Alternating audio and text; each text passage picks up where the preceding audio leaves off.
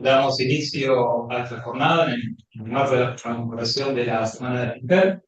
Hoy vamos a tratar supresión de género, impacto en la práctica judicial, que nos va a acompañar un destacado panel. Yo voy a presentar muy brevemente, eh, a fin de ser, eh, bueno, más práctico de la disertación y utilizar mejor el propio tiempo para desarrollar los contenidos. En primer lugar, va a hablar el doctor Miguel González Andía, director de Derecho de las Sucesiones. Es decano de la Facultad de Derechos y Ciencias Políticas de la Universidad Católica de La Plata. Y bueno, es docente de gran trayectoria. ¿Qué tal? Muchísimas gracias, Javier. Muy buenas tardes. Muchas gracias por acompañarnos en esta convocatoria en una semana tan especial y con un tema tan importante. Agradecer, por supuesto, a las doctoras que nos acompañan, a la doctora Rana, a la doctora Tanco, a la doctora Penselis, Cindy desde Colombia. Muchas gracias, Cindy, bienvenida. Y realmente es un gusto compartir un tema que lo veníamos reflexionando, veníamos intercambiando ideas con los integrantes del instituto y con nuestros colegas y otras colegas, y realmente nos pareció que lo que es el género y el impacto en la práctica judicial era una perspectiva muy interesante para abordar, no solamente de lo cotidiano, sino también desde lo que es un cambio de paradigma. Y me parece que esa idea de este panel, bueno, ir desarrollando los temas desde esta perspectiva, enriqueciéndonos recíprocamente con intercambio de ideas, con algún debate y, por supuesto, con las preguntas. Así que muchísimas gracias por acompañarnos y sin mucho más, ya comenzamos a abordar la temática. Por supuesto, también muchísimas gracias al colegio y sus autoridades por abrirnos las puertas para esta propuesta que entendemos va a ser de interés. Al proseguido va a hablar la doctora María Furtado, la doctora Nadia Genseli, su directora del Instituto de Derecho de las Profesiones, docente, investigadora. Nadia, chao. Bueno, muchas gracias, bienvenidos y bienvenidas a todos y todas. En primer lugar, agradecerles que estén presentes, a quienes están conectados, a también nuestros colegas estudiantes del ámbito internacional en Colombia, quienes han sumado para escucharnos y compartir nuestras experiencias. Quiero destacar también la generosidad del colegio por convocarnos a esta actividad en esta semana tan importante que nosotros celebramos y también trabajamos para, obviamente, que tengamos una perspectiva de género, no solamente en la justicia, sino en la sociedad y en la vida en general. Obviamente agradecer a nuestro director, al doctor Miguel González Candía, al doctor Javier Jara, quienes son integrantes del instituto y se sumaron enseguida, y apostaron enseguida a esta convocatoria. Y por último, pero me parece también súper importante destacar y celebrar la participación de tres participantes disertantes mujeres con excelente trayectoria, a quienes admiro en lo personal y en lo profesional. Obviamente a mi amiga y querida doctora Maite Herrán, que viene desde La Matanza, jueza de familia, que representa, ¿no?, bastante la labor que llevamos a cabo, un estudio que nos tocó hacer en su momento en el Consejo de la Magistratura, y veíamos el perfil de los magistrados y magistradas, y justamente en ese estudio que hacíamos analizábamos que justamente las mujeres con la sensibilidad que teníamos éramos más, ocupábamos más cargos de jueces de familia y asesores que otras materias. Así que ella es representativa en este caso. La doctora Cecilia Tanco, quien también representa a nuestro género en el fuero civil, en la docencia, en la proactividad, y a la doctora Cindy Medina, quien desde Colombia nos está acompañando como docente, investigadora y autoridad también de la Universidad Republicana de Colombia. Así que, dicho esto, voy a tratar de ser lo más breve posible porque considero que las disertantes tienen muchísimo más de su experiencia para aportar. Lo mío será más que nada desde el ámbito académico, reflexivo, para compartirles algunas cuestiones porque estamos en una situación que hoy le pido a mi compañera de oficina, a la doctora Gómez, digo, pasamos el Código Civil nuevo, seguimos con este concepto, el Código Civil nuevo, seguimos como que la perspectiva de género es nueva, y sin embargo cuando lo damos en las clases, que siempre empezamos estudiando, al menos en nuestro caso, el caso Barrera, hablamos de enfermería Sandra Grande, que nos acompañó el año pasado, justamente una actividad similar a esta, con perspectiva de género, que abordamos, ¿no? El fallo de ella, de Barreda, seguimos pensando como que es algo nuevo, sin embargo, vemos que hubo luces anteriores que nos fueron guiando, ¿sí? Así que, pero todavía nos cuesta darnos cuenta que hace 10 años todavía no es algo nuevo, aunque parece que sí. A los más grandes nos parece que sí, para los chicos es un poco más añejo. Así que pongo el temporizador y vamos a comenzar con esto de sucesiones, género y impacto judicial. ¿Qué es lo primero que quiero compartirles? Que es que venimos leyendo, escuchando en todas las disertaciones esto de reducir las barreras de acceso a la justicia para las personas vulnerables. Y la vulnerabilidad, que hoy vamos a hacernos hincapié, especialmente en las cuestiones de género, no solamente hablamos de cuestiones de géneros, hablamos de la vulnerabilidad de la pobreza, de los adultos mayores, en un montón de cuestiones. Y siempre nos gusta partir de una premisa, que es para medir la situación hay que ver los puntos de partida, ¿no? Yo me acuerdo que cuando me tocaba transitar como empleada del juzgado de familia, pensábamos en toda esa gente esas víctimas de violencia que llegaban y que en realidad su preocupación era no solamente por la denuncia que venían a efectuar o qué iba a pasar con ellos, sino toda la responsabilidad que en esas 4 horas que los chicos estaban en el colegio tenían que realizar para no volver a ser víctimas de violencia, ¿no? O sea, el punto de partida de esas personas no es lo mismo que la de un justiciable que viene a lo mejor por uno de sus juicios, o por una usucapión, o por un proceso sucesorio para el otro. Por eso me parece súper importante que la justicia, la doctrina, la docencia, la academia, las estructuras, están velando y trabajando con este criterio que no hay justicia sin perspectivas de género, como decíamos anteriormente. Los invito a leer el fallo de Barrera, que dictó la doctora Algara oportunamente, 2011-2012, que en ese entonces ya venimos trabajando con una perspectiva de género. Y eso es lo importante, valorar el trabajo que se hizo antes, que dicho sea de paso, quiero celebrar que en el día lunes le entregaron un trofeo al doctor González Andía, porque su madre, ya, la doctora Matilde, ya había sido pionera oportunamente, hace muchísimos años, como docente, como parte del Colegio de Abogados en el Derecho Penal. Es decir, ya venimos con muchas mujeres, y bueno, si repasamos la historia, ni hablar, Recurrí, entre otras, bueno, tanto que podríamos nombrar, hasta muchas veces dentro de mi culto católico hablo de la versión de la figura de la Virgen María, como también una figura bastante progresista, en donde nos damos cuenta de que vienen trabajando hace muchísimos años y qué importante es trabajar de que no hay justicia sin perspectiva de género, no solamente en las decisiones judiciales, sino también en las estructuras.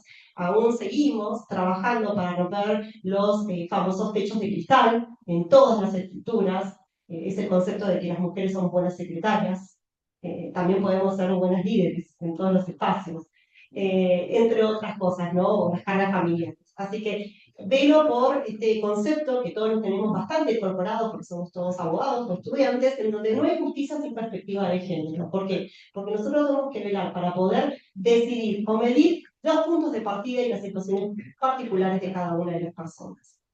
¿Y por qué decimos esto? Porque el derecho sucesorio, ¿cómo lo unimos? El derecho sucesorio se va a nutrir del derecho de familia. Y para eso nosotros tuvimos que entender que hubo una gran reforma en el derecho de familia, ¿no? Hubo que repensar todas estas nociones de familia y parentesco, los conceptos ampliados de familia, ¿no? Lo vimos en la evolución de todo nuestro Código Civil, el reconocimiento de nuevas instituciones, de las diversidades que se fueron dando. Entonces, ese nuevo reconocimiento también debería haberse impactado, pero vamos a analizar con algún ejemplo en el derecho sucesorio. De esa parte se basa nuestro jugar con perspectiva en género. Y esto fue fundamental la constitucionalización del derecho privado, que todos lo conocemos, algunos son un poco más jóvenes, hoy me encuentro con algunos que ya lo vivieron en el año 94, estamos hablando de jóvenes que nacieron después del 2000, que a veces a uno nos llama la atención, pero bueno, esa reforma que fue tan importante que nos permitió incorporar la Constitución dentro del derecho privado, ¿no? Artículo que ya lo van a estudiar, lo habrán estudiado, lo sabemos todo de nuevo, el 75, inciso 22. Y encontramos a partir del 2015 una norma de fondo en donde contempla esta perspectiva de derechos humanos en la normativa sustancial, ¿no? En nuestra normativa de fondo que es principal. Y bajo dos principios que me parecen fundamentales, que lo venimos repasando constantemente, que es el de la igualdad, tanto sustancial como formal. Hoy nos encontramos con, afortunadamente, muchas leyes que están avanzando con una perspectiva de género, pero también tenemos que tener en cuenta la parte formal, la ejecución y la aplicación de esas leyes, que no es un detalle menor, porque tenemos leyes, pero si no tenemos una sala crítica que pueda aplicar de manera razonable esa normativa, no estaríamos aplicando la perspectiva de género en ese entonces. Entonces nos encontramos con, venimos en Alicia en el País de la Maravilla, brillante, hermoso, con una constitucionalización del derecho privado, con una perspectiva de género instaurada en la doctrina, en la academia, en el ámbito judicial. Y eso obviamente impacta en la protección del derecho sucesorio, pero muchos doctrinarios consideran que en realidad el derecho sucesorio, cuando se reformuló en esa Comisión 7 que siempre hablan los directores, se incluyeron muchos derechos reconocidos de las familias en su diversidad. Por ejemplo, las uniones convivenciales, que era reconocimiento para la sociedad, porque lo que hace es regular una situación social preexistente, pero en realidad, si analizamos en una profundidad, tendríamos que decir que mucha regulación, mucho impacto en el derecho civil no tendríamos, ¿no? Seguiríamos aún en una nube bastante importante. ¿Por qué? Porque acá juega algo que siempre hablamos que es un principio rector, que es la autonomía de la voluntad, ¿no? Cuando a veces nos toca dar clases en el grado, que planteamos, bueno, el doctor Machi, con quien compartimos la clase en sus sesiones, planteamos casarse o no casarse, es el gran debate que los chicos te dicen, no, no hay que, no nos queremos casar, no me quiero casar, bueno, pero esa es tu decisión bajo la autonomía de la voluntad que vos tenés que tener informado cuáles son las consecuencias de someterte al régimen de unión convivencial y cuáles son las protecciones que te genera el matrimonio, ¿sí? Pero ¿qué pasa? La autonomía de la voluntad que a nosotros en realidad nos va a constituir las nuevas relaciones jurídicas siempre tiene que estar informada, que es el gran problema que hoy tenemos en la sociedad. Siempre pongo el mismo ejemplo a modo de chiste, Mirta Legrand, Jorge Rial, informan a la gente que una vez de 5 años ya puede heredar, ¿no? ¿Cuántas veces lo hemos escuchado? Más grandes juristas, con el mayor de los respetos. Pero sin embargo, lamento decirlo, a Viviana Canosa y demás que no hereda por más que estén 5 años, 6 años, 10 años o 30 años. Exactamente. Lamentablemente ellos no escribieron el código, no ejecutan las normas, así que no ocurre eso. Pero bueno, obviamente, es un consumo. Entonces, ¿qué es lo más importante que considero? Es que tomar las decisiones con información digamos, bajo el principio de la autonomía de la voluntad. Entonces, recién ahí podríamos, bajo esta premisa, debatir y decir, ¿realmente se excluyeron diversidades? ¿O realmente se veló por este principio de autonomía de la voluntad y decimos, si realmente quiero esta protección, me someto bajo el régimen matrimonial o prefiero vivir en la unión convivencial como hablábamos hoy con nuestra querida amiga Wendy? Entonces, este desafío, soltero también, por supuesto.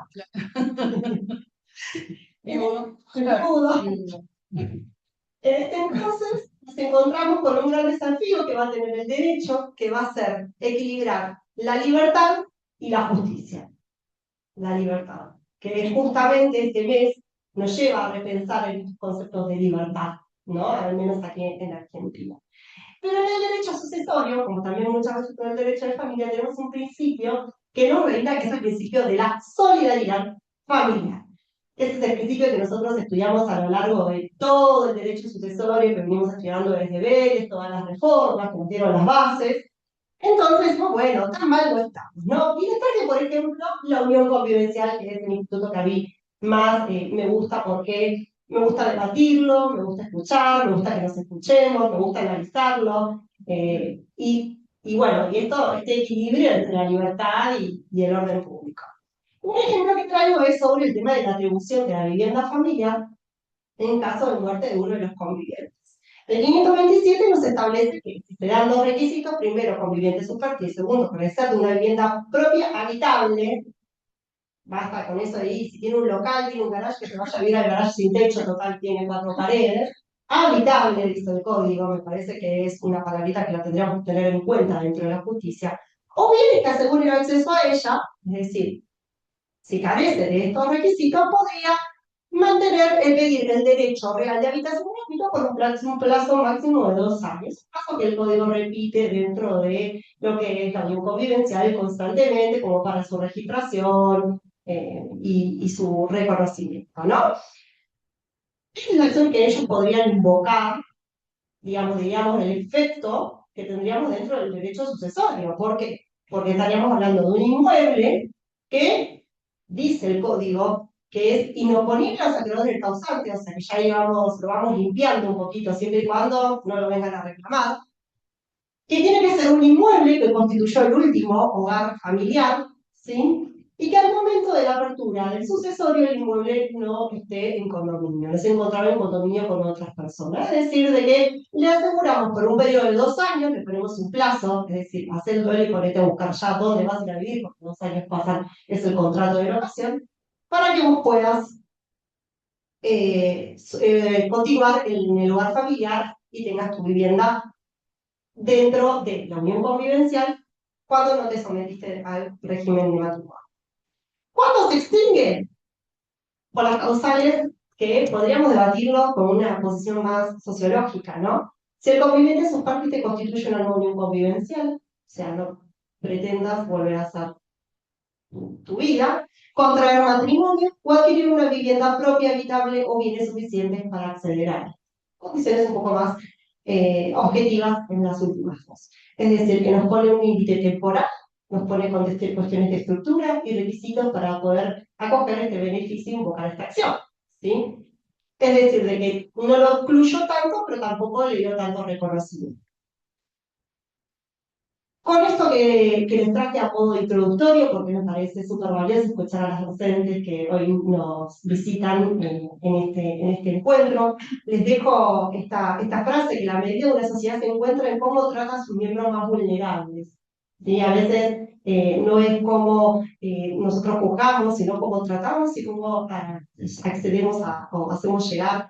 Hay un libro que se llama Con propia de Michelle Obama que dice, para todos aquellos que trabaja para que otros sean vistos. Y eso es lo más importante, creo yo, que como justicia y justiciables o auxiliares de la justicia tendríamos que hacer. Y finalizo con esta frase que dice: sé tú mismo el cambio que quieres ver en el mundo, porque en esta semana, en donde estamos reconociendo, en donde estamos trabajando y celebrando la Semana de la Mujer, digamos, los invito a que todos seamos el cambio de nuestro lugar, para que podamos tener los reconocimientos no solamente formales, sino sustanciales, y que también podamos acceder a todos los espacios de la misma manera que todos los géneros y todas las diversidades. Muchas gracias.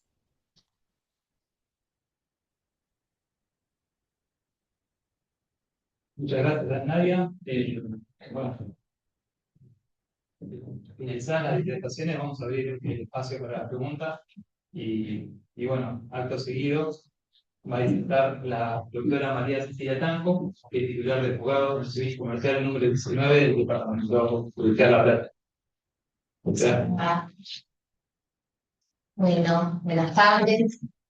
Gracias al Instituto, al Colegio de la Abogacía, en el nombre del doctor González Sandría, la doctora Gencelis, que ha tenido la delicadeza de invitarme, y las compañeras virtuales y presenciales que me acompañan en este momento. Cuando Nadia me convocó, les voy a decir que primero me sorprendió, porque en realidad no hablo de estos temas, pero fue un buen momento para repensar muchas de las cosas que nosotras, nosotros, todos tenemos en la práctica, en lo que vemos. ¿Cómo identificamos lo que sucede en los procesos sucesorios? Que, como dijo recién Nadia, se emparentan, pero no son familia. Yo siempre cuento que, después voy a hablar un poco de las audiencias, que es una cosa que a mí me gusta mucho, las audiencias en las sucesiones. Yo siempre le digo a los herederos que vienen a las audiencias que afortunadamente yo no soy jueza de familia, no podría serlo. No me daría la capacidad ni la cabeza para hacer. Yo soy una jueza patrimonial y solamente me dedico a repartir bienes. Eso ustedes dirán, bueno, entonces, ¿qué tiene que ver la familia? Bueno, tiene algo que ver. ¿Por qué? Bueno, porque el proceso sucesorio trae de esas relaciones familiares, de lo que pasó en esa familia, de lo que sucedió, por qué estamos en ese momento. Porque la mayoría de las sucesiones transitan por un ámbito de, podríamos calificar, estandarización, normalidad, ustedes le pueden dar el nombre que quieran.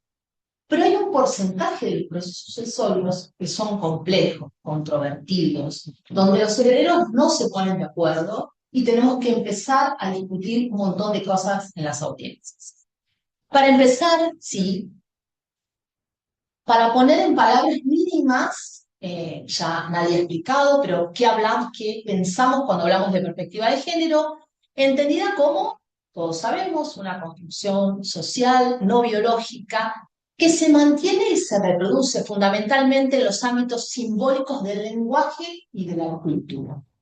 Y hay en los procesos sucesorios mucho de este lenguaje y de esta cultura, de cómo esos herederos fueron criados, de qué piensan de sus padres o del causante, por qué están allí. Van a ver ustedes que sucede en los procesos sucesorios en este pequeño, o a veces no tan pequeño grupo de procesos complejos, de discusiones, algo de lo que trae cada uno. De lo que traemos de qué, cómo fuimos criados, de lo que significa ser un hijo, de lo que pensamos que es un padre, de la idea simbólica de lo que es ser una madre. Todo eso se pone en juego. Y ustedes me dirán, ¿incide para cómo vamos a dividir la casa? No, tal vez no, pero sí incide respecto de las posiciones de las partes y siempre tratar de buscar la forma de llegar a un consenso, llegar a una situación en la cual pongamos de acuerdo. Si no se ponen de acuerdo, como siempre digo, es como en los turnos de la Play. Si no se ponen de acuerdo, yo digo como son los turnos.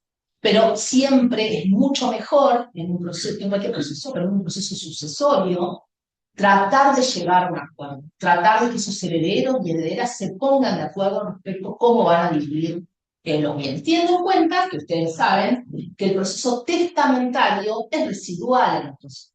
En general no tenemos testamentos, en general todas las sucesiones, la mayoría de las sucesiones son sucesiones individuales. Y también permite visibilizar la asignación social diferenciada de roles y tareas, en virtud del sexo, del género, de la preferencia o la orientación sexual. ¿Cuáles son los roles que nosotros tenemos en ese proceso? ¿Cuáles son los roles y así que tuvimos en nuestra familia? ¿Y por qué estamos en esa situación? Se plantean un montón de estereotipos y prejuicios.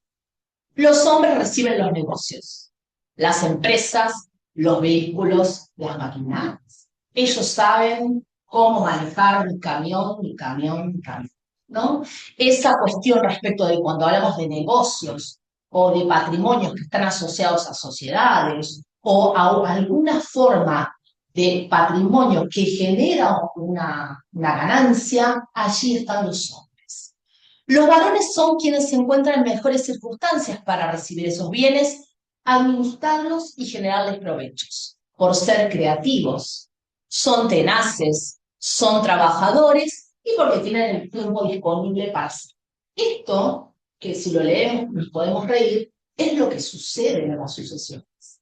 Es lo que sucede con muchas de las discusiones que se plantean en esas sucesiones. ¿Por qué? Bueno, porque si el causante o la causante tiene un patrimonio que está conformado por un bien inmueble y un vehículo, pero tiene una empresa de camiones, por ejemplo, quien mejor los herederos consideran que están en condiciones de manejar esa empresa es el varón, que siempre trabajó con papá, dicen las audiencias.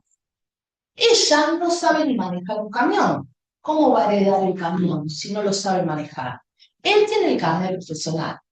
Y ahí viene la manifestación que cierra la discusión en la asociación. Papá así lo hubiera querido.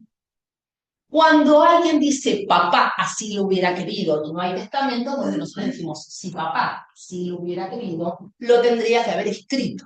Porque si no lo escribió, acá somos todos iguales. Pero esas cuestiones es algo que sucede muy frecuentemente. A veces se ponen por escrito y a veces se dicen en las audiencias que en general se celebran para la división.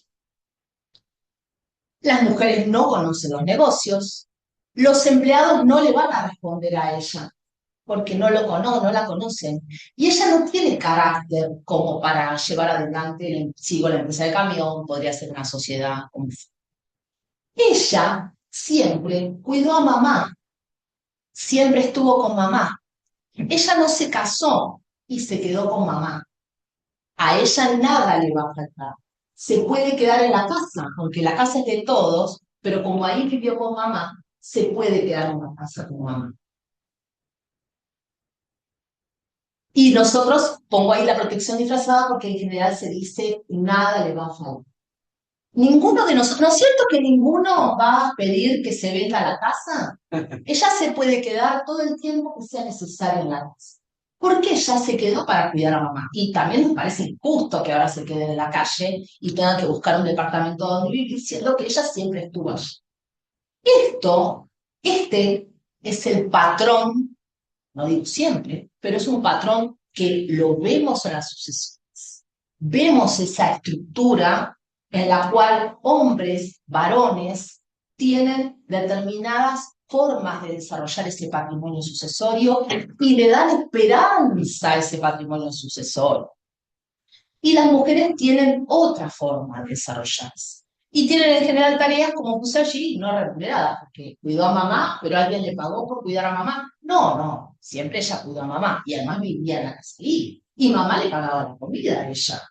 Entonces, todas esas cuestiones es la estructura que nosotros tenemos que ser capaces de discernir, de distinguir, abogados y abogadas. Y nosotros también tenemos una función. No somos inocuos en esa función. No somos espectadores porque tenemos la obligación de que la perspectiva de género se cumpla en el proceso sucesorio. Y cuando advertimos estereotipos, restricciones, formas que no corresponden, poner en alerta y poder ser capaces de generar esta distinción. Sí. Pero este caso, que es muy famoso solamente como un ejemplo, ustedes saben, un caso muy famoso, el caso Zuccardi, no voy a desarrollarlo porque es muy extenso y muy complejo, tiene muchas cuestiones referidas en un adelanto, pero para que ustedes simplemente sepan, en el año 92, Zuccardi hace conjuntamente con su esposo un tanto de herencia y hace unas disposiciones, 2014 muere, y empieza toda una serie de procesos promovidos por una de las hijas, fundamentalmente contra el hermano varón, que había sido favorecido en esa asignación que había hecho el padre y la madre en vida. La Corte de Mendoza, creo que el 5 de agosto de 2024, dicta un fallo donde, más allá de las cuestiones que refiere, que son cuestiones desde el punto de vista sucesorio muy interesantes respecto de cómo se calcula, cuándo se evalúa el valor de los bienes, si al momento de la asignación de la donación o si es al momento de la muerte del causante. Tiene un montón de elementos, pero hace la Corte Mendocina específicamente una referencia respecto a juzgar con perspectiva de género en ese momento. Y dice, advierte la presencia de marcados estereotipos de género en las decisiones adoptadas por el causante respecto de sus bienes. ¿Por qué? Bueno, porque casi el 90% de la bodega más importante se la deja al hijo varón. A las mujeres le da botellas de vino, le da otras propiedades, botella de vino lo digo porque realmente le da botella de vino, pero le da al hijo varón. Y dice que la desproporción en la distribución del patrimonio no se vincula con el amor. Algo que también está muy frecuente, ¿no? El amor, meter el amor en cuestiones patrimoniales no corresponde. Muchas veces, antiguamente, ustedes afortunadamente no lo saben, o no lo conocen, o no lo vivieron, cuando las mujeres eran muertas, eran asesinadas por hombres, se hablaba se metía el amor, ¿no? Había una situación en la cual se hablaba de emoción violenta, o que tanto la quería, que no estaba dispuesto a que ella se fuera con otro. Meter el amor o tratar de darle esa pátina de amor a las cuestiones patrimoniales no corresponde. No corresponde en esas situaciones, y tampoco en el derecho sucesorio, que del amor no tiene nada que ver. Si quieren amor, dedícanse a otra cosa, pero no a sucesiones. Entonces dice que la desproporción en la distribución del patrimonio no se vincula con el amor, porque ellos dicen, nosotros queremos a nuestros 3 hijos por igual. Goles son amores, dirían los futbolistas, amor con el amor no hacemos nada, sino más bien con decisivos patrones socioculturales habituales en aquella época, no estamos hablando tan lejos, en 1992, por los cuales se consideraba que las mujeres no podían acceder a determinados ámbitos o espacios de poder por carecer de idoneidad para la toma de decisiones, algo de lo que los dije hoy, ¿no? Esto no cambia en los denominados empresas o sociedades de familia, aunque hablemos de empresas familiares, aunque hablemos de sociedades de familia, no dejan de ser sociedades, no dejan de ser empresas con las reglas que esas empresas requieren. Dicen los padres cuando hacen el ajuste. Es una empresa muy sensible, que debe ser manejada con manos y mentalidad besados y con gran dedicación. Cualidades que evidentemente ellos consideraban que tenía el hijo varón, pero que no tenía ninguna de las dos otras hijas. Obviamente que le da a la hija, el fashion firme, creo que está en corte de Nación, pero le da a la hija mujer que reclamó una compensación, es una acción de producción y colación, pero le da un monto y además evalúa los bienes al momento de la muerte del causante, con lo cual engrosa enormemente, porque pensar lo que valía la empresa Zucardi en 1992 de lo que valía al momento de la muerte del causante realmente hay una gran...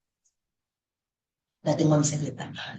Bueno, yo, como tomo muchas audiencias y hago tomo audiencias en los procesos de conocimiento, pero tomo también muchas audiencias en los procesos. Cuando hay alguna situación, alguna discusión, me gusta tomar las audiencias. Y estuve buscando a ver si había alguna regla sobre perspectiva de género para tomar audiencias en este tipo de procesos. En general hay poco y nada. Entonces empecé a pensar qué cosas nosotros debemos ver en las audiencias, qué cosas debemos observar cuando tomamos una audiencia en un proceso sucesorio, en el que en general es una audiencia donde los herederos vienen a ver cómo se pueden dividir los bienes. Obviamente estamos en presencia de otras sucesiones intestadas, ¿no? Como ya dije. Cuando uno empieza la audiencia, en general uno mira cómo están sentados. En general, los herederos se sientan por bandos en la sala de audiencia. Los que están todos de acuerdo de un lado, los que están en desacuerdo del otro. Entonces uno ya empieza, en general, los que están en un bando vienen con un mismo abogado o abogada, y los que están en el otro vienen, a veces tienen muchos abogados y cada uno con el suyo. Pero bueno, ya ahí empezamos a pensar y empezamos a mirar qué es lo que sucede.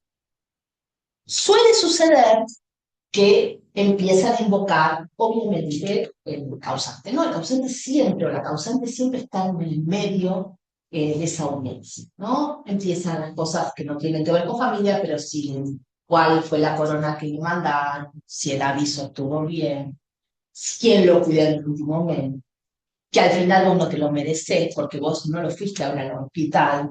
Aparecen todas esas cosas que son las cosas que nosotros tratamos de acallar, de quitar de la audiencia para no generar todo ese ruido que sucede en la audiencia respecto de qué pasó. Estamos solamente viendo cuáles son los bienes. Yo siempre digo que las sucesiones se pueden hacer baratas o caras. El código establece 2 líneas para hacer denuncia de bienes o inventario, evaluación fiscal o tasador, partición privada o subasta. Esto es caro, esto es barato. Entonces, si yo necesito para una sucesión un escribano, un tasador y un martillero, la sucesión es costosa, si no se ponen de acuerdo en nada. Bueno, a veces hay que llegar a eso, porque no se ponen de acuerdo y hay que subastar y se sube. ¿Qué dicen los herederos y herederas? Ver siempre si hay alguien que necesita hablar, obviamente con su abogado y abogada, en forma separada. A veces es importante en las audiencias de las sucesiones escuchar a las mujeres. Cuando hablo de mujeres, hablo obviamente también de diversidades. Me refiero a situaciones en las cuales alguien quiere hablar, pero no se atreve a hablar al lado de sus hermanos o hermanas, porque quiere decir algo, porque en realidad no está de acuerdo con que la asignación de los bienes sea de esa forma, pero le parece que si habla va a ser tildada de esto o de aquello, o ya sus hermanos no le van a hablar, o capaz que ya no le hablan. Entonces, ver siempre es muy útil en las audiencias, tratar de escuchar muchas veces por separado. Siempre, obviamente, hago esa aclaración con la asistencia de nunca podemos escuchar a un heredero que está asistido por un abogado o abogado.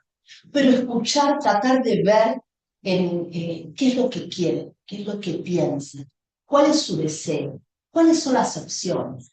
Y ahí aparecen mucho estas cuestiones que yo ya referí a modo de sueño, pero que lamentablemente son ciertas.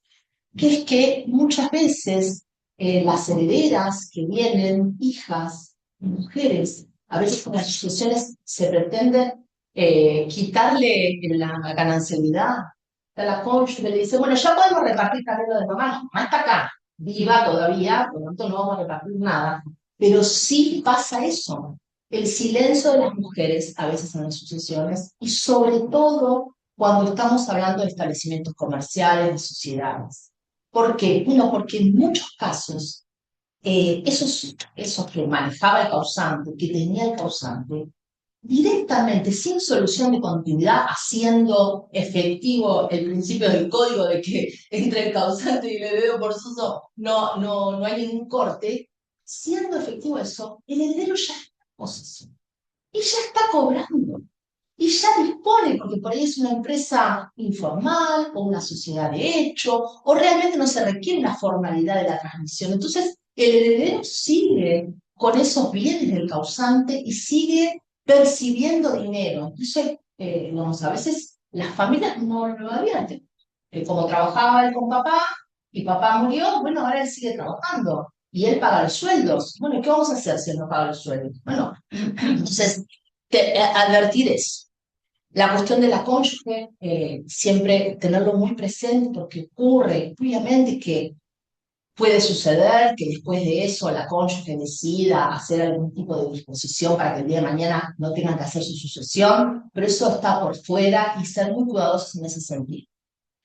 La invocación de la voluntad del causante, lo que les refería hoy, que siempre es algo que se refiere mucho, así lo hubiera querido él, era su voluntad, él lo sabe hacer, la adjudicación de los bienes y el mantenimiento de estos estereotipos que va en la corte mendocina en su país, que está tan presente, respecto de que hay en el varón una mayor tenacidad, una mayor disponibilidad de tiempo, un mayor conocimiento que las mujeres no tenemos, que por lo tanto es razonable, es beneficioso para el patrimonio del causante, que eso continúe así. Vuelvo aquí, o para tratar de darle, finalizar un poco esta idea, a esta recomendación de la CEDAW, que en general se refiere a todos los puestos en los cuales las mujeres manejan plata, patrimonio. Y pone ahí en evidencia que en muchas comunidades las mujeres no pueden acceder a los sistemas de justicia sin la asistencia de un familiar del sexo masculino. Eso ocurre hoy. Hoy las herederas mujeres vienen a las audiencias con su marido. Las mujeres suelen venir a los procesos de conocimiento en los que hay una cuestión patrimonial con un marido, con un hijo, con un padre. Puede entrar porque él sabe mejor. Yo quiero que él escuche, pero él no es parte, no importa. Él escucha porque él me va a saber aconsejar. Ayer tomé una audiencia de un daños y perjuicios, un desalojo. Cuando terminó la audiencia, la actora me pidió si le podía dar un certificado para el trabajo del marido. Digo, pero es su marido, pero él me acompaña, porque él es el que sabe. Quedó grabado en la audiencia, que ella me pedía eso. Y pensé en esta charla de hoy, como esas mujeres antiguamente en nuestra regulación que pasaban de ser incapaces con un padre a ser incapaces con un marido. Eso hoy todavía existe, todavía nos parece mentira, pero existe. Porque, bueno, porque se considera que el mejor consejo, cuando hablamos de plata, no siempre, En otros casos no. Cuando hablamos de plan, el mejor consejo lo puede dar un hombre. Y a eso se refiere justamente la recomendación de la CEDAW, cuando dice las mujeres no pueden acceder al sistema de justicia sin la asistencia de un familiar de sexo masculino y las normas sociales perjudican su capacidad para ejercer la autonomía. Y cuando al final dice, incluyan los que lo figuran en la esfera de los contratos, el empleo del sector privado, las lesiones personales, la protección del consumidor, la herencia, la tierra y los derechos de propiedad. Y a renglón seguido, la 29, que también es de trascendencia, respecto de esta igualdad. El proceso sucesorio, salvo que haya un testamento, un beneficio, que se mejore, en general es un proceso donde nosotros siempre pensamos que hay una igualdad, que todos los hijos valen igual, ¿no? A diferencia de lo que eran los hijos antes, hoy, no importa dónde uno haya nacido, si es hijo de alguien, todos los hijos son iguales. Pero eso que está en la letra de la recomendación de la CEDAW y que está en el control de convencionalidad que nosotros como juezas y jueces debemos hacer. Y ustedes como abogados y abogadas deben estar alerta a mantener. En los hechos se puede desdibujar. Entonces, quiero terminar pensando en que tantas mujeres que batallan diariamente, ¿no? Fundamentalmente las que ejercen la profesión, las que escuchan y que son las primeras capaces de escuchar a esa heredera, capaces de escuchar a esa mujer que debe ocurrir un proceso sucesorio para discutir alguna cuestión. Ellas son las primeras traductoras, son las primeras que nos traen el caso y son capaces de plantear esa cuestión de desigualdad. Y sobre todo, tratando de darle este ejemplo de las audiencias, estar alerta. Nosotros todo el tiempo intentar, cuando alguien reedita un estereotipo, cuando alguien busca nuevamente decir que una mujer no puede hacer esto o aquello por el solo hecho de ser mujer, estar alerta, levantar la mano y decir que eso no es posible. Han sido muy amables, gracias.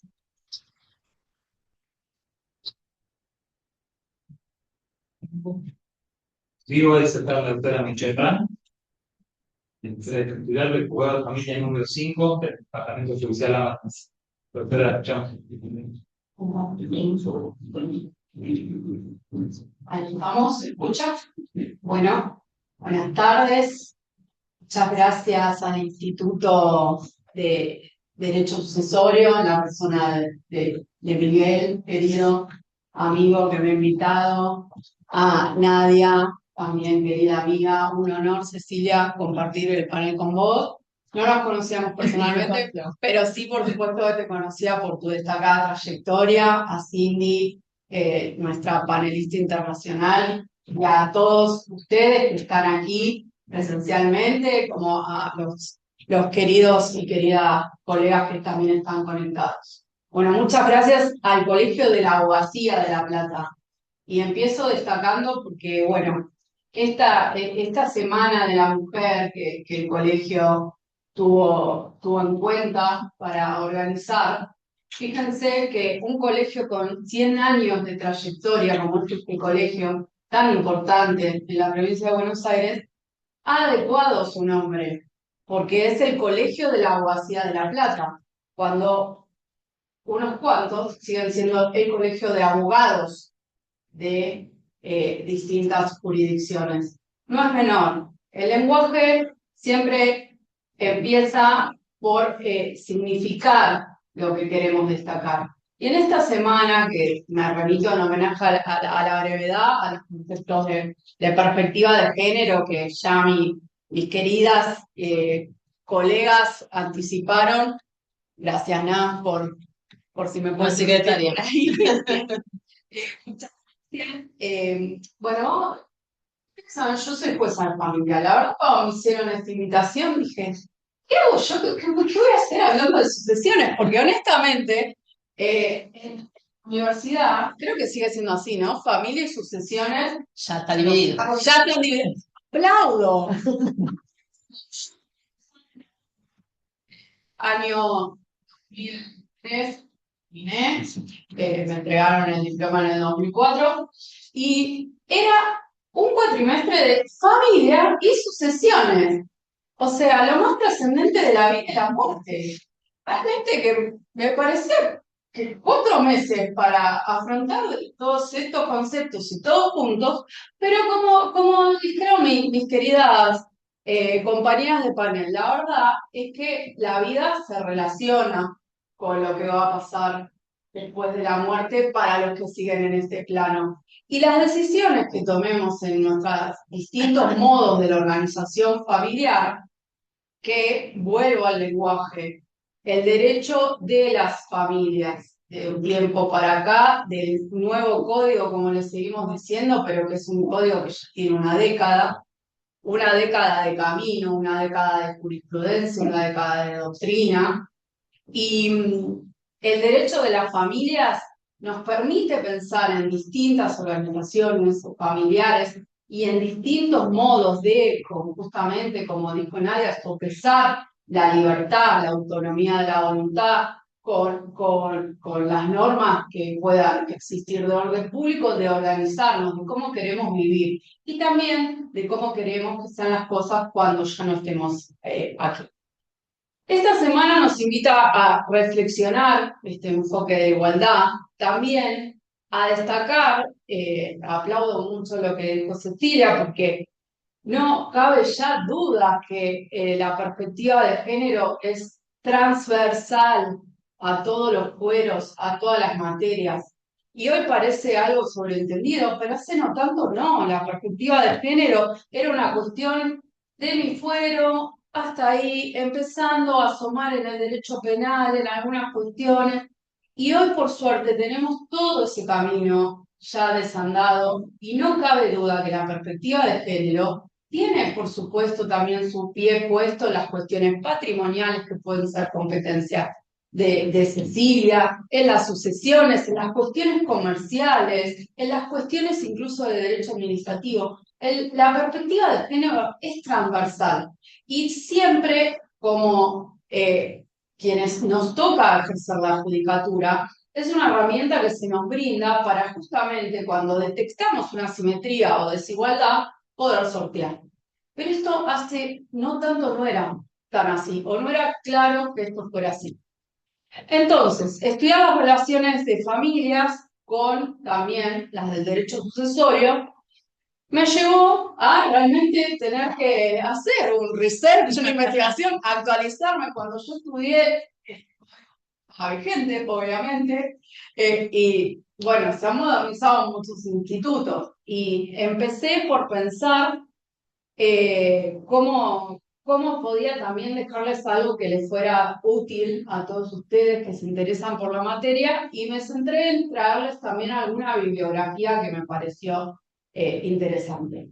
En primer lugar, el Código Civil y Comercial de la Nación, de la doctora Marisa Herrera y Natalia de la Torre como directoras, tienen su tomo 13, que es el tomo dedicado al derecho sucesorio, y les traje algunos párrafos para empezar. En primer lugar, y también pensando en que nos están viendo de otras latitudes, alguna cuestión genérica para toda América y ONU Mujeres nos destaca que la igualdad de género en la herencia del patrimonio familiar, tierras, viviendas, activos financieros, ha sido una demanda histórica de los movimientos feministas. Existen evidencias sólidas de que la herencia ejerce un importante efecto sobre la capacidad de las mujeres para acumular riqueza, dadas las dificultades que tienen para acumular ingresos, algo de lo que ya veníamos hablando, ¿verdad?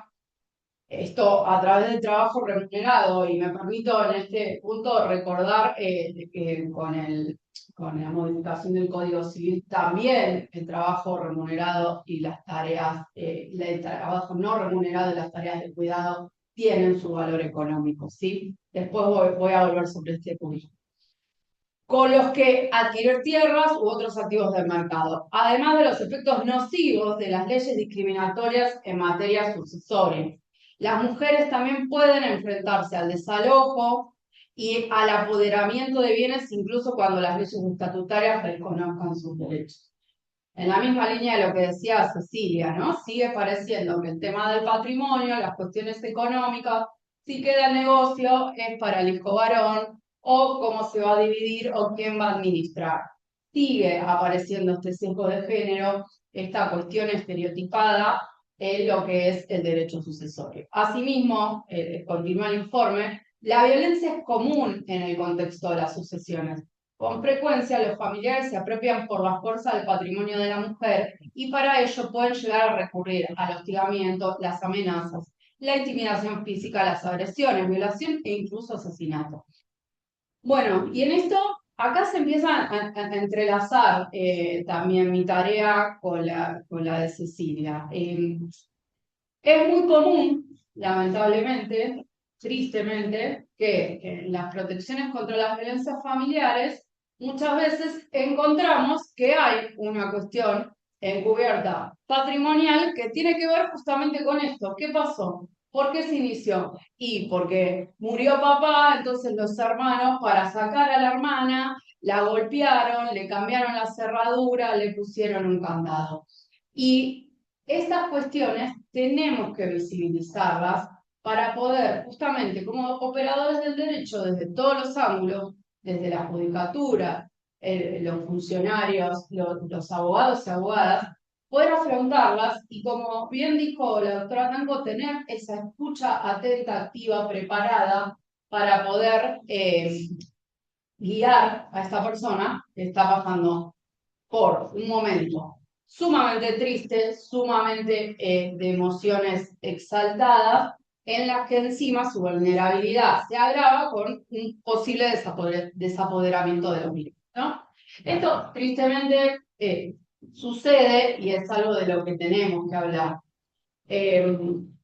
Este entrelazamiento entre el derecho de familia y el derecho sucesorio, quiero destacar entonces como un primer punto esta cuestión en las protecciones contra las violencias familiares que vemos a diario.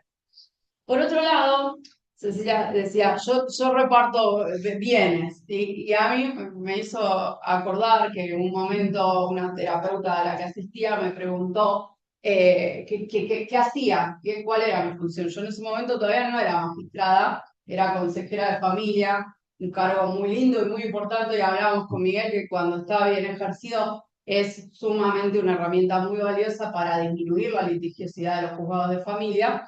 Y bueno, le conté que tenía audiencia, que me ocupaba de los divorcios, de las comunicaciones, del cuidado comunal. Entonces me miró y me dijo, ah, entonces vos te dedicás a distribuir pasiones. Y me recordó mucho a lo que dijo Cecilia recién, ¿no? Sí, es cierto. Pero siempre están las pasiones, la emocionalidad, y es algo con lo que debemos saber que lidiamos, ¿no? Pero también, esto no me lo había puesto a pensar, pero también es cierto, en las sucesiones hay un poco también. Y está eso, y si no lo visibilizamos, como hizo hoy Cecilia en todas esas reglas que se puso a pensar para las audiencias en los procesos sucesorios, pueden quedar vedadas cuestiones con las que cometemos una injusticia, ¿no? Qué importante es entonces tenerlo en cuenta. Bueno, entonces,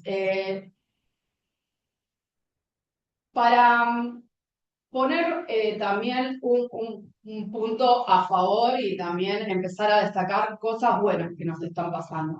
La opinión consultiva 31, recientemente dictada a pedido del Estado argentino, que habla sobre el derecho de cuidado, y por eso lo que ya destacamos, ¿no? Del valor económico de las tareas de cuidado, y que el tribunal destacó que tienen tres dimensiones. El derecho de cuidado garantiza el derecho a recibir cuidado, el autocuidado, y también comprende el derecho de quienes cuidan y son cuidados a procurar su propio bienestar. Y qué importante, ¿no? Porque esto también, fíjense que Cecilia lo dijo y Nadia también lo dijo. ¿Cuál era el rol? Ah, no, ella cuidaba a mamá o ella se ocupaba de las cosas de la casa. Los varones estaban en la empresa, en el negocio, acá, allá. no es todos los casos, ¿no? Esto, por suerte, está cambiando, se está modificando, las mujeres ocupamos cada vez más lugares de toma de decisión y lo celebramos, pero bueno, lo seguimos viendo y lo tenemos que visibilizar.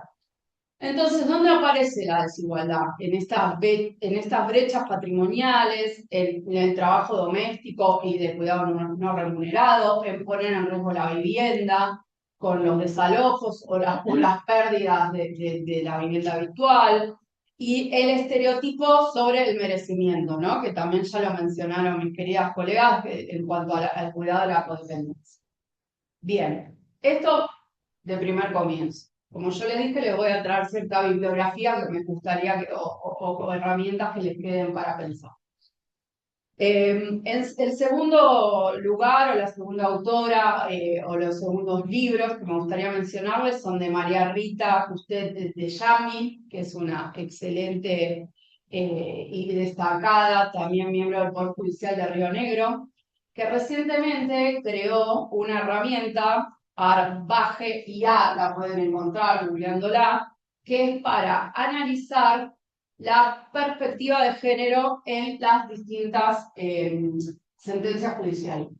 Nos sirve justamente para detectar y corregir estas desigualdades y los invito porque la verdad que María Rita tiene un método de argumentación de perspectiva de género que es muy minucioso, muy elaborado y que nos lleva justamente a cuando tengamos algún caso que sea dudoso a poder zanjar esa cuestión. El tercer y último material bibliográfico que les quiero traer es de Mariel Molina de Juan. Ustedes saben, es una destacadísima también autora de Derecho de Familia que se dedica, entre otros temas, a la compensación económica, y con esto ya voy a ir cerrando. Y también cuando me puse a estudiar el tema, porque hay algo que por ahí se nos pasó por desapercibido, pero la muerte también liquida la comunidad de bienes, ¿no? Mi caso habitual de liquidación de la comunidad va a ser el divorcio, ¿sí? Pero en el caso de Cecilia, claramente va a haber el caso de la sucesión, pero estamos parados, claramente que la muerte irroga otros tipos de cuestiones, y además la irreparabilidad que tiene en lo personal, pero en definitiva desde lo técnico nos pone frente a la situación de la liquidación de la comunidad de bienes, ¿sí? Bueno, en el caso de los cónyuges, la compensación por muerte no está prevista hoy en el Código Civil. Esto merece distintos tipos de opiniones, ¿sí?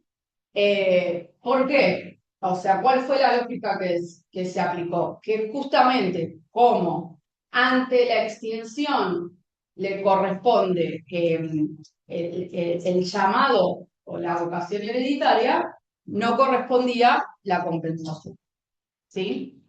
En cambio, para la unión convivencial, que no tiene llamado hereditario y que lo tenemos que seguir diciendo, porque como dijo Nadia, ¿no? Me pasa en cualquier charla coloquial que viene algún amigo, alguna amiga, alguien que está en un cumpleaños, vos sos por familia. Y entonces yo digo con mi pareja, si me muero hereda, ¿no? Y hay tanta desinformación que como profesionales del derecho, no, yo invito a que lo sigamos informando, porque de verdad que esta desinformación puede provocar también una desigualdad, ¿sí? Y puede que una persona esté realmente convencida de que está protegida porque ya pasaron cierta cantidad de años y porque lo escuchó en un programa de tele o alguien se lo contó mal. Y no. Entonces, después se va a encontrar con una sorpresa no grata, a más de toda la tristeza que está atravesando, ¿no?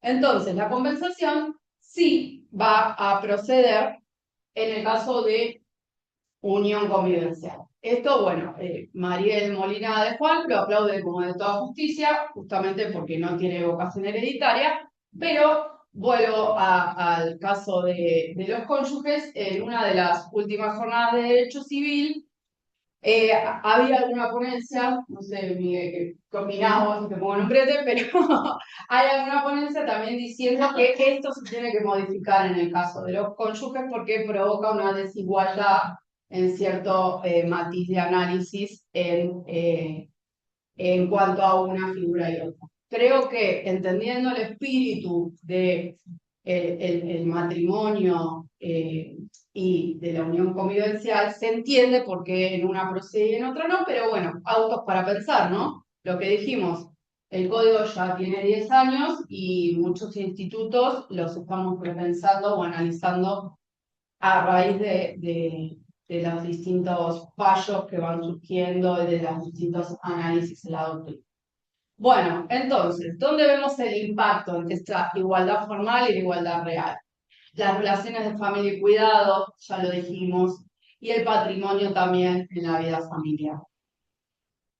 A mí, para concluir, me pareció interesante que pensemos también lo mismo intuitivamente que si le ocurrió a Cecilia, decir, a ver, ¿esto qué hacemos? ¿Cómo podemos hacerlo de otra forma? ¿Cómo podemos visibilizar esta cuestión? Y traerles algo interesante desde el punto de vista de aquellos que ejercen la profesión, ¿sí? Entonces, un checklist tentativo o intuitivo de preguntarnos quién cuidó, cuánto tiempo, tu empleo, tu ingreso, está garantizada su salud, hay dependencia económica en esta situación, cómo se conformó el patrimonio, quién necesita una protección urgente y qué medidas procesales como jueces y jueces también podemos dictar para evitar la revictimización. Bueno, la perspectiva de género nos permite ver lo que en el expediente a veces se esconde: cuidados, desigualdad, poder. En familia y sucesiones el patrimonio no es neutro, refleja estas trayectorias vitales y nuestra tarea jurídica es ayudar a reparar esa brecha y evitar nuevos daños. Para concluir, también, no se saben, pero ayer se destacó la fecha como el Día de las Mujeres Juezas, y esto se hizo porque, como comenzó diciendo Nadia, también lo mencionó Cecilia, tristemente sigue pasando que en el Poder Judicial todavía existe esta brecha de género. Si bien el Poder Judicial en todo el país está conformado mayoritariamente por mujeres, esas mujeres no ocupan los cargos de toma de decisión que nos gustaría o en un número que nos gustaría. Las mujeres juezas seguimos siendo una porción minoritaria. A medida que crece la instancia, vale decir, la segunda instancia o las cortes provinciales o la Corte Nacional, ocupamos menos o no ocupamos lugares. Es una deuda de nuestras democracias seguir luchando por estos valores, por estos parámetros, por estas cuestiones de justicia, porque justamente la justicia requiere la mirada de todos y de todas, requiere que esté integrada por varones, pero también por mujeres en todas las instancias para poder garantizar una justicia que verdaderamente sea inclusiva para todas y todos. Muchas gracias.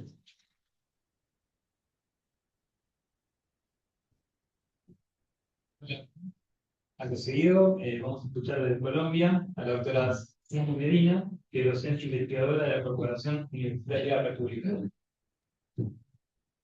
Sí, Buena tarde tenemos- para todos y todas. Complacida de estar en este encuentro de sucesiones en género. Extiendo un saludo fraternal al director del Instituto de Derecho de Sucesiones, al doctor Miguel Andía, a la doctora Nadia Gencelis, subdirectora, y a las dos panelistas invitadas, colegas además. Bueno, hablar de sucesiones y de género es algo que nos atañe a todos.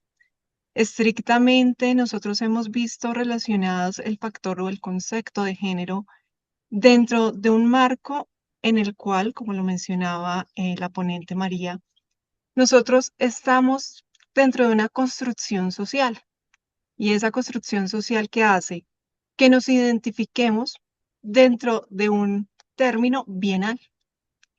Básicamente, esto que hace que tengamos una clasificación frente a lo masculino con el varón y frente a lo femenino con la mujer. Pero dentro de nuestra tendencia y dentro de este auge estructural de la sociedad, también vemos que hay personas que no se sienten satisfechas con estas, digamos que, conceptos de lo masculino y lo femenino, y estrictamente se han querido identificar como no binarios. ¿Esto qué hace? Que empecemos a ampliar nuestro grupo a factores diferenciales. Y en el derecho, por supuesto, de familia y en el derecho de sucesiones, no estamos frente a conceptos aislados. Si nosotros retomamos un poco el derecho romano, pues vemos allí el derecho napoleónico, que desde los antecedentes, desde el siglo XVII, desde el siglo XVIII, la mujer ha sido vista como una persona vulnerable. Y al encaminarnos dentro de esa vulnerabilidad, ¿qué es lo que tenemos? Pues básicamente esa falsa percepción que algunos han utilizado para protegernos, pero esa protección no siempre va acompañada de la buena fe, cuando debería ser así, cuando la labor del cuidado y la protección y el amparo sería tendiente a favorecer y no a generar un perjuicio. En las relaciones de sucesiones nosotros tenemos pues un factor y ese factor es real, es el factor muerte, factor que está determinado por lo que este causante constituyó en vida. Y dentro de este marco nosotros, ¿qué construimos en vida? Pues básicamente cuando vamos al colegio nos dicen nacemos, crecemos, nos reproducimos y morimos. Pero en ese lapso constituimos un patrimonio, que es el asunto que va a estar en litigio cuando hablamos de sucesión por causa de muerte. Entonces, retomando un poco, dentro de esta relación del derecho romano, las mujeres no tenían libre administración de sus bienes. ¿Esto qué generaba? Que tengamos un acompañamiento patriarcal. Es decir, que nuestras decisiones y nuestro acompañamiento frente a la sociedad y frente a la exposición que tenemos estuviesen acompañadas siempre por la tutela de un hombre, bien sea en la niñez por el padre, después por el esposo y después por los hijos. Este factor que generaba, por supuesto, que la administración de los bienes para la mujer fuera impensable. Y la poca administración que tenía venía derivada de la facultad generada por la figura patriarcal. Entonces, dentro de esta dinámica social que conlleva un contexto histórico, empezamos a generar una serie de tendencias que, si bien nos hablan de un reconocimiento y de lo que hoy nos atañe, de igualdad de género, de sucesiones y género, pues no es menos cierto que estos pasos no han sido, digamos que a grandes pasos. No vamos en una carrera de velocidad, aquí vamos gateando, alcanzando con el lapso del tiempo derechos que han sido trabajados, pero sobre los cuales hemos tenido una exposición. Nosotros tenemos pues la Convención de Belén do Pará, frente a la cual esa Convención Interamericana nos demuestra que sí hay un interés en proteger nuestros derechos en calidad de mujeres. Y aquí estrictamente también hablemos de esas violencias basadas en género, estrictamente las que no dejan una secuela física, pero que sí nos dejan una maniobra de carácter económico. ¿Cuál sería esta? Pues la que tenemos en el derecho sucesoral. La imposibilidad de generarnos como administradoras de estos bienes. Frente a un litigio en el campo sucesoral, frente a la imposibilidad de administrar nuestros propios bienes, a pesar de que han sido asignados mediante una sentencia ejecutoriada. Entonces, en Colombia tenemos la Ley 29 de 1982. Esta ley ha facultado estrictamente unos órdenes que están estrictamente señalados. Y dentro de estos órdenes sucesorales, pues la prevalencia está dentro de los descendientes. Entonces, dentro de este marco decimos el amor desciende, asciende y se extiende. Estos hijos, pues por supuesto, concurren con la mujer si el causante o la causante tenían un viudo o una viuda, dejan, digamos que un compañero permanente o un cónyuge sobreviviente. Pero dentro de estas relaciones de carácter sucesoral, pues si nos vemos enfrentados a este tipo de violencia económica, pues el patrimonio resulta identificado allí. Digamos que es un factor fundamental, porque precisamente es el patrimonio en el que va a estar en litigio. Ya tenemos identificados taxativamente quiénes tienen una vocación hereditaria y quiénes van a ser llamados a este campo para recibir una universalidad que va a estar demostrada en una cuota o parte dentro de la sucesión. Pero ¿qué sucede? Que dentro de la asignación, por ejemplo, cuando se liquida la sociedad conyugal, la esposa o el cónyuge en este caso, adquiere la titularidad de sus gananciales. Asimismo, cuando es beneficiaria por un concepto de sucesión o estrictamente una adjudicación de herencia o legado, pues resulta que ella tiene el título que lo indica, que la respalda, y además de tener el título, pues hablamos del modo en que adquirió. Pero vamos un poco más allá. ¿Ese título me genera a mí la administración? ¿Debería la mujer, en este caso, poder administrar estos bienes? Pero tras de este poder que tenemos, que estas figuras patriarcales, por lo general, han sido derivadas del derecho romano y de la imposibilidad de que la mujer administrara sus bienes, arraigadas dentro del concepto, digamos que del tiempo, y frente a eso ha sido muy difícil empezarlas a desvincular. Por eso la precisión que hacía la doctora Nadia, la doctora María y la doctora Maite, siempre hay la percepción de que el acompañamiento femenino debe tener un poder masculino al lado para que la administración de ciertas cosas funcione mejor. Específicamente las tendientes a generar un estatus a nivel social, un nivel patriarcal frente al cual el hombre tiene mayor respeto en ciertas instancias y la mujer simplemente, si no acompañada de aquel, se ve sesgada un poco al escarnio. No es que no trajo a su esposo, vino a la reunión sola, o dentro de este marco, no es que ella no sabe administrar los bienes, le dieron la titularidad de esa herencia y si hubiera sido el hermano quien la hubiese entregado, con seguridad la hubiese duplicado, pero ella empezó a generar el detrimento de este patrimonio. Estas concepciones hacen que las nociones frente a las perspectivas de géneros estemos bajo idealistas y bajo conceptos que no han sido 100% identificados, pero que la misma sociedad se ha encargado de señalar a la mujer. Ahora veamos otro aspecto importante.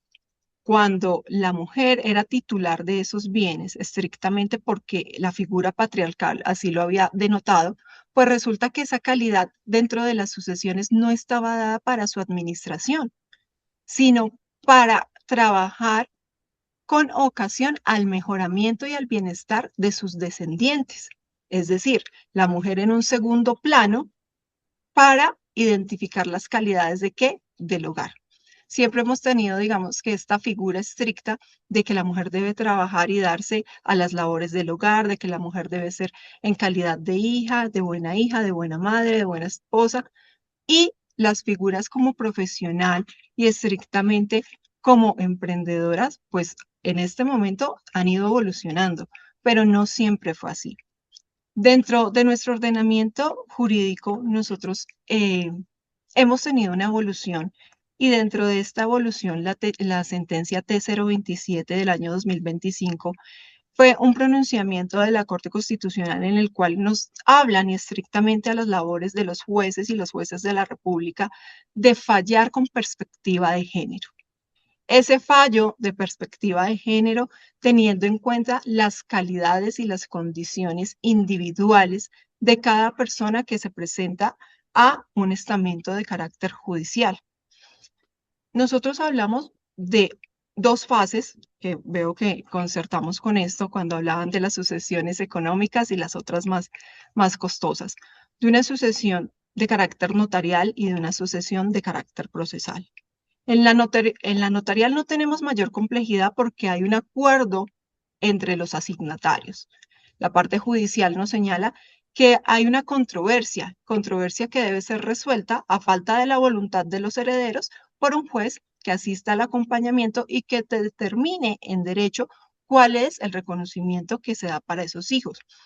Entonces hablamos de la autonomía de la voluntad, pero aquí tenemos que la voluntad es relativa y que la voluntad debe ser suplida cuando no hay una sucesión, por ejemplo, testamentaria, o estrictamente cuando hay ausencia de la voluntad.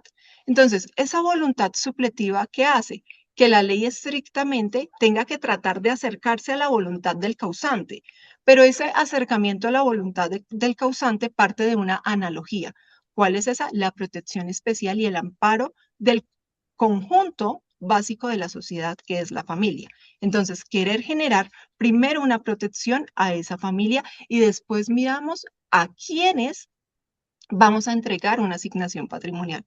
Pero en estricto sentido, lo que buscamos primero es un vínculo próximo de consanguinidad, un vínculo próximo de parentesco que me permita que los bienes sean transmitidos del causante a unos causavientes en calidad de herederos o de legatarios. Y allí, en esa calidad de herederos o legatarios, encontraremos tanto figuras masculinas como figuras femeninas que van a ser beneficiarias con la asignación patrimonial. Pero esta asignación patrimonial no solo debe encargarse de que tenga el título que respalde, sino que también, en efecto, se genere la libre administración de los bienes por quienes son titulares del mismo, que no necesariamente tengamos que ir acompañadas de una figura masculina a la hora de generar la administración. Y adicional a ello, de que frente a estas asignaciones no se imponga el carácter de que si se recibe en calidad de herencia, tenga que ser contribuida a la sociedad conyugal o a la sociedad patrimonial, según sea el caso. Porque si bien dentro del ordenamiento jurídico sabemos que no forman parte de este haber social, pues sí es cierto que en muchos de los casos y en las instancias judiciales aquí en Colombia vemos que a partir del momento que se entrega una asignación, está alguien ahí detrás. Bueno, ya llegó la asignación. ¿Y en qué se va a gastar esa asignación?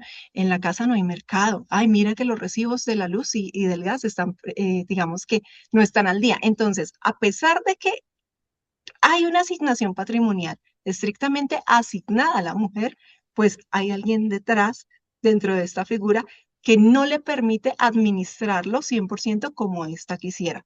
Entonces, son factores que nosotros debemos incorporar. A la hora de fallar con perspectiva de género, que estrictamente ha sido una decisión acertada. Nosotros también hablamos aquí de las manzanas del cuidado, porque los aportes también que genera la mujer a las instancias conyugales o maritales son unos aportes importantes que no habían tenido una cuantificación cuando de tratarse de liquidar los gananciales estrictamente la sociedad conyugal o marital se trataba. Entonces era trabajo que, a pesar de que todos veíamos, era invisibilizado porque no se generaba un tipo de compensación económica al respecto. Otro digamos que de las fuentes que me parece importante reflexionar al respecto es la sentencia C-513 del 2013 en Colombia. Esta es una demanda de inconstitucionalidad que tocaré muy brevemente y hace parte de las asignaciones condicionales que tiene el testador dentro de la autonomía de su voluntad. Esta condición era que para ser beneficiario de una asignación testamentaria a título de mejora o a título de libre disposición, si la cónyuge sobreviviente o el cónyuge sobreviviente, siendo estrictamente, previamente habiendo tenido hijos con ese causante, debía permanecer en un estado de viudez o de viudedad para poder ser beneficiario de la asignación testamentaria. Entonces aquí encontramos dos corrientes. Una, la autonomía de la voluntad del testador, pero esa autonomía de la voluntad que confronta estrictamente el libre desarrollo de la personalidad y también los límites estrictos que hay frente a las mujeres para autodeterminarse frente a su vida. Es decir, no podrían generar una relación conyugal o una relación marital posterior, toda vez que había un factor económico que la empezaba a limitar. Entonces aquí también hablamos de un tipo de violencia, ¿no? Nosotros tenemos que identificar como juristas que no solo es ir al derecho positivo, sino también identificar las dinámicas sociales y que dentro de este marco la dinámica social empieza a darnos avance para el reconocimiento de ciertos derechos. Entonces, si las leyes están dadas estrictamente para el llamamiento de unas vocaciones hereditarias, pues no solo es quedarnos con la vocación hereditaria y el efectivo derecho de herencia, sino también la posterior y efectiva administración del mismo. Esas son pues las reflexiones que traigo en este espacio. Muchas gracias.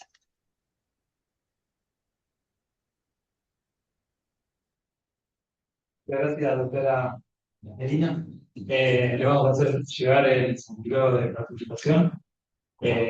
Ha sido seguido, vamos a abrir, bueno, si tienen alguna consulta, alguna reflexión para participar, para los asistentes, o en forma virtual, eh, una plataforma que se dedica a la dirección de informática. Si tenemos alguna consulta.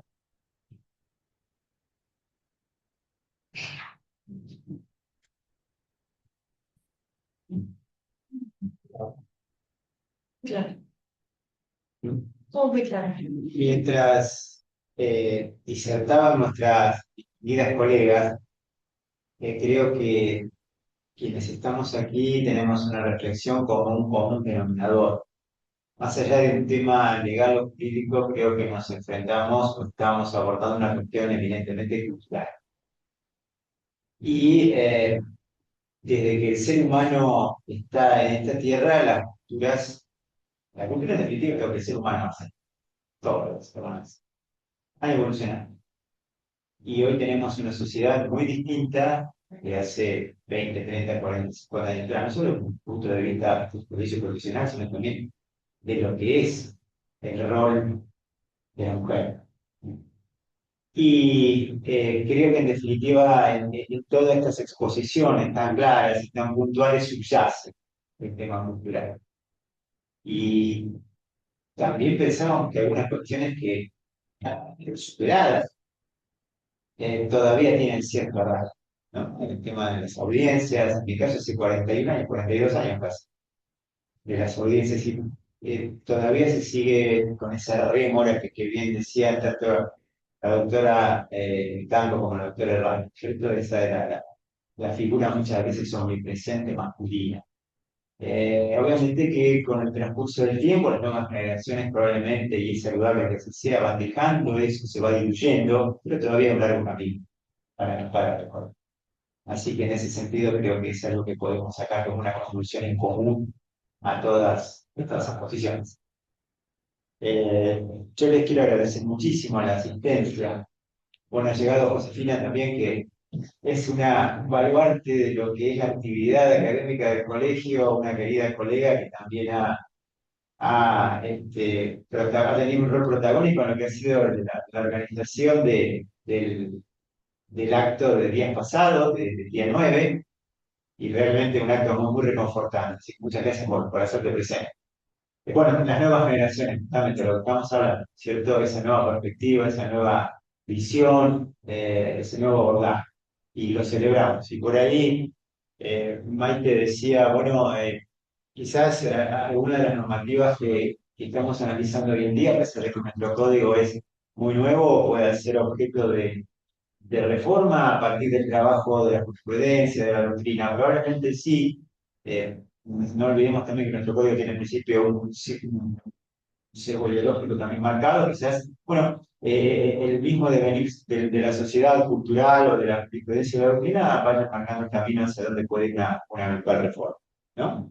Así que nada más que agradecerles, muchísimas gracias por haber venido y por supuesto entregarles a las queridas colegas, a quienes nos acompañan aquí en presencia y a Cine en Colombia, un reconocimiento de parte nuestra, de parte del colegio, por realmente haber tenido un desempeño brillante. Muchísimas gracias.